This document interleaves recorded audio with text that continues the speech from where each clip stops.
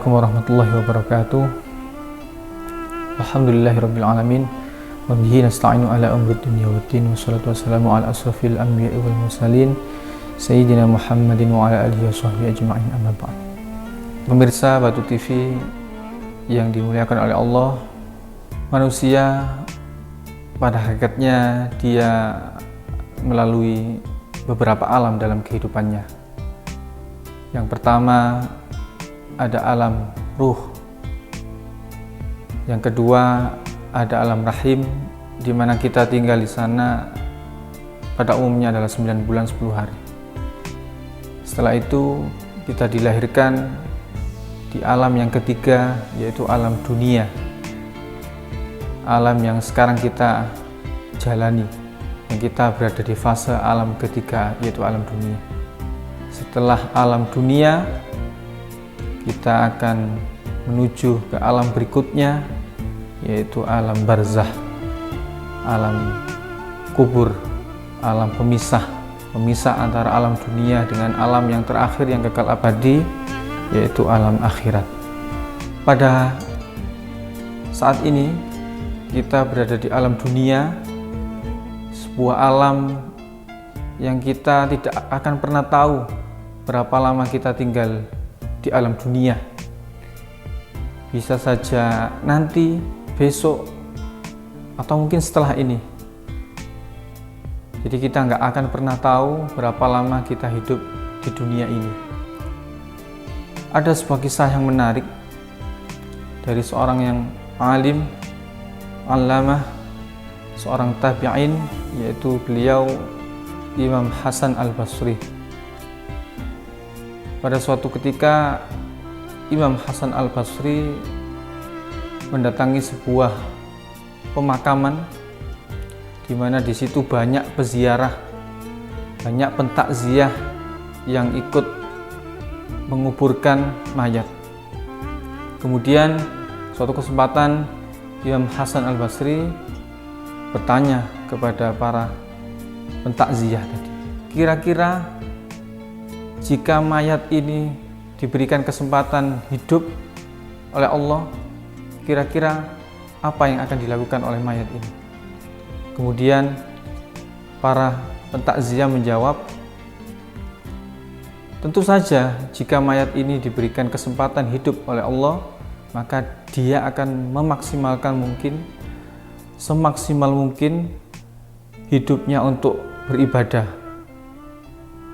Ketika mendengar azan, dia langsung bergegas. Bahkan ketika diberikan kesempatan oleh Allah setelah kematian, sebelum azan dikumandangkan, dia akan menuju ke masjid terlebih dahulu. Kemudian ditanya lagi oleh Imam Hasan Al-Basri, apakah kamu tidak bisa mengambil pelajaran yang begitu berarti, begitu besar dari peristiwa kematian ini?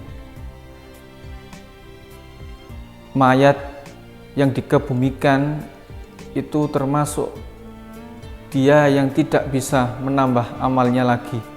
Dia tidak bisa berbuat apa-apa lagi. Dia sudah stagnan. Dia sudah tidak bisa menambah pahalanya lagi. Tidakkah kalian semua mengambil pelajaran yang begitu berharga? Tidakkah kalian memposisikan diri kalian sebagai seorang mayat tadi, jenazah tadi, yang dia tidak lagi mempunyai kesempatan untuk beramal? Andaikan kalian di posisi mayat tadi, kemudian diberikan oleh Allah kehidupan lagi, tentu kalian akan beribadah semaksimal mungkin, akan menjauhi semua perbuatan-perbuatan yang melanggar perintah Allah. Harusnya jika kalian dapat mengambil pelajaran dari kematian, dari takziah yang tentu kalian sering atau kerap sekali ketika tetangga kalian meninggal atau saudara kalian meninggal, kalian ikut untuk mensolati, untuk mengkebumikan. Hendaknya dari peristiwa yang besar itu kalian mengambil pelajaran. Bukankah kita yang sekarang ini masih diberikan kesempatan oleh Allah untuk hidup, untuk beribadah, untuk menambah amal, kita maksimalkan semaksimal mungkin. sebelum ajal atau kematian itu datang. Nabi Muhammad bersabda, "An-nasu niyamun wa idza matu intabahu." Yang artinya an-nasu, sesungguhnya manusia, niyamun, dalam keadaan tidur, wa idza matu, dan ketika dia atau manusia itu mati, intabahu, dia bangun. Para ulama menafsirkan atau mencoba untuk menjelaskan apa maksud dari sabda Rasulullah tersebut, di mana maksud dari sabda Rasulullah adalah sesungguhnya manusia yang hidup itu sejatinya manusia yang tidur. Tidur diartikan oleh para ulama yaitu manusia dalam keadaan bodoh. Dan ketika dia mati, intabahu ditafsirkan sebagai dia cerdas, dia pintar. Artinya apa? Sesungguhnya orang yang hidup itu dia bodoh. Bodoh artinya menganggap sesuatu yang penting ternyata tidak penting.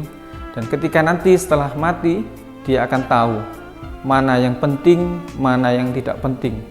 Jabatan, harta kekayaan yang di dunia dianggap penting, ternyata ketika mati itu semua tidak penting. Bahkan dulu di dunia mereka menganggap kalau sholat 2 rakaat di malam hari itu hal yang biasa, ternyata ketika mati itu sesuatu yang sangat luar biasa. Maka dari itu pelajaran yang bisa kita ambil adalah ayo kita cerdas, kita pandai, jangan sampai kita menjadi orang terlambat, ketika mati kita baru menjadi orang yang cerdas. Sekian, wallahul muwaffiq ila aqwamit thoriq. Wassalamualaikum warahmatullahi wabarakatuh.